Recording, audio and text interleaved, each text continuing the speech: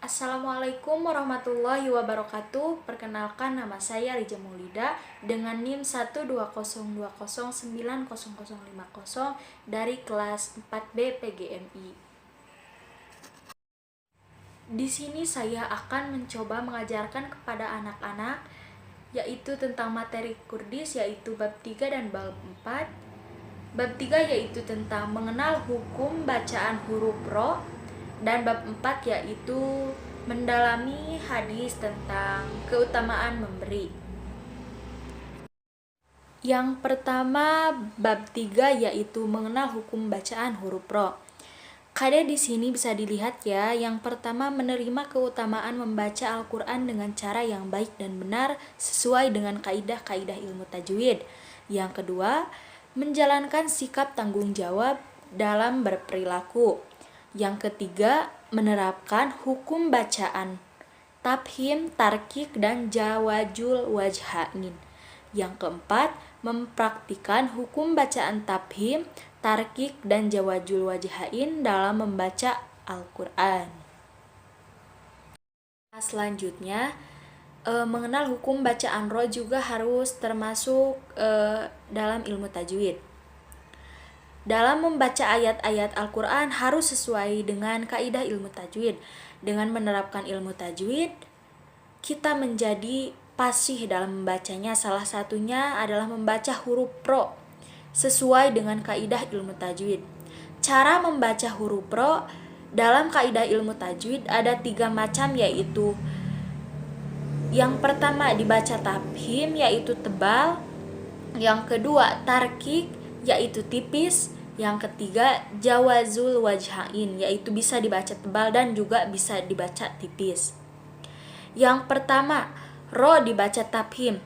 Tafhim yaitu hukum membaca huruf ro dengan dibaca tebal.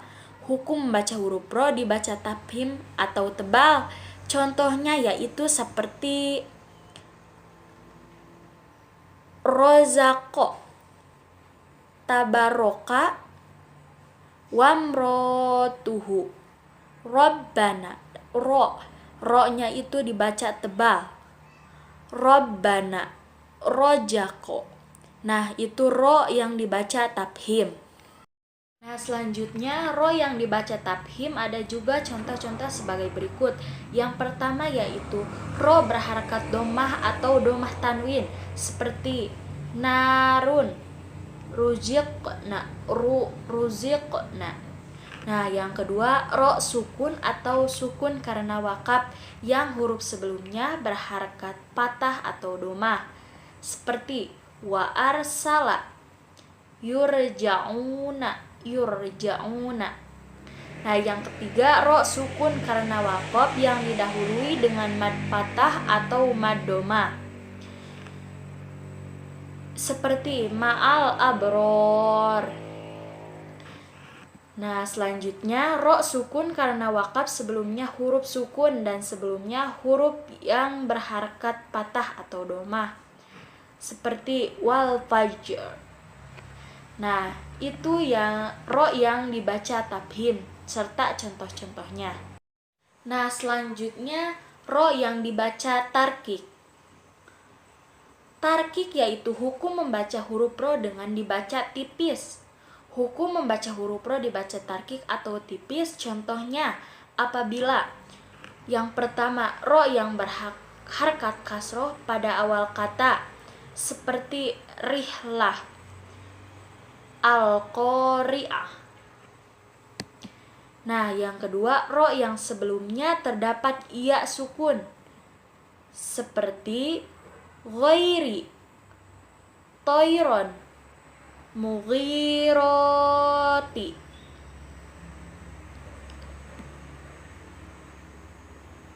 Nah, yang ketiga yaitu ro sukun yang hurufnya sebelum berharakat kasroh yang asli dan sesudahnya tidak berupa isti'la. Contohnya miryatin. Nah, itu ro yang bisa dibaca tarkik. Yang terakhir yaitu ro bisa dibaca jawajul wajhain yaitu bisa dibaca tebal dan juga bisa dibaca tipis. Contohnya seperti Kulun firqi. Kulun firqi. Bisa dibaca tebal, bisa juga dibaca tipis. Yang kedua contohnya seperti aina fitri. Aina fitri. Nah, itu sekilas pembahasan tentang mengenal bacaan huruf ro. Nah, bab yang selanjutnya yaitu bab 4, yaitu materi tentang memahami hadis, yaitu tentang keutamaan memberi.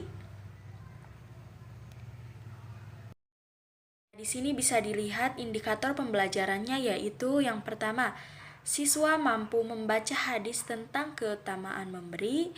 Yang kedua, siswa mampu mengartikan hadis tentang keutamaan memberi. Yang ketiga, siswa mampu menuliskan isi kandungan dari hadis tentang keutamaan memberi. Yang keempat, siswa mampu menghafalkan hadis tentang keutamaan memberi.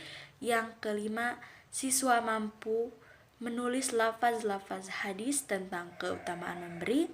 Yang keenam, siswa mampu menyimpulkan isi kandungan dari hadis tentang keutamaan memberi.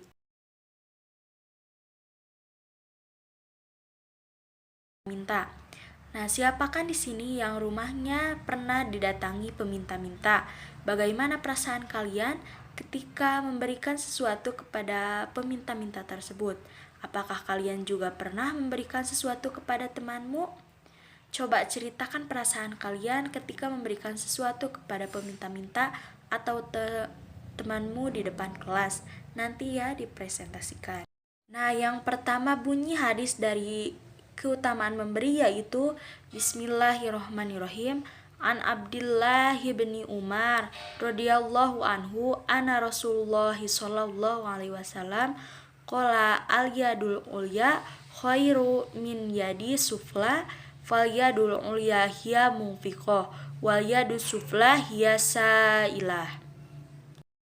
Nah, artinya yaitu dari Abdullah bin Umar berkata bahwasanya Rasulullah SAW bersabda, tangan yang di atas lebih baik daripada tangan yang di bawah. Nah, tangan yang di atas adalah pemberi dan tangan yang di bawah adalah peminta-minta. Hadis riwayat Bukhari dan Muslim. Nah, di depan kalian sudah disajikan tabel tentang lafaz-lafaz hadis keutamaan memberi. Mari kita cek hafalan kalian. Ajak teman sebangku untuk menyimak hafalan kalian secara bergantian. Nah, jika sudah terhafal, tinggal di checklist sudah terhafal apa belumnya. Jika sudah, cek di sudah. Kalau belum, di checklist yang belum. Nah, yang terakhir yaitu isi kandungan dari hadis tentang keutamaan memberi.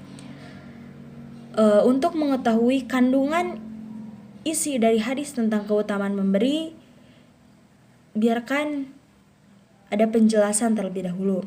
Tangan di atas adalah orang yang memberi. Kita diminta untuk menjadi orang yang dermawan. Supaya menjadi orang yang dermawan, maka kita harus mempunyai sesuatu yang dapat kita berikan kepada orang yang lain. Sedangkan tangan yang di bawah adalah orang yang meminta atau pengemis. Meminta atau mengemis adalah perbuatan yang harus kita hindari, karena meminta-minta atau mengemis-ngemis ialah sesuatu yang sangat dibenci Allah. Kita diminta untuk berbuat baik kepada manusia.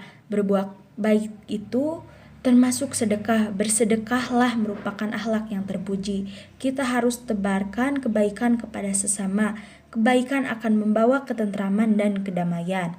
Jadi intinya isi dari kandungan hadis tentang keutamaan memberi, kita harus bersedekah jika kita mampu dan hindari perlakuan meminta-minta atau mengemis-ngemis, karena itu adalah perbuatan yang sangat dilarang oleh Allah Subhanahu wa taala dan dibenci oleh Allah Subhanahu wa taala.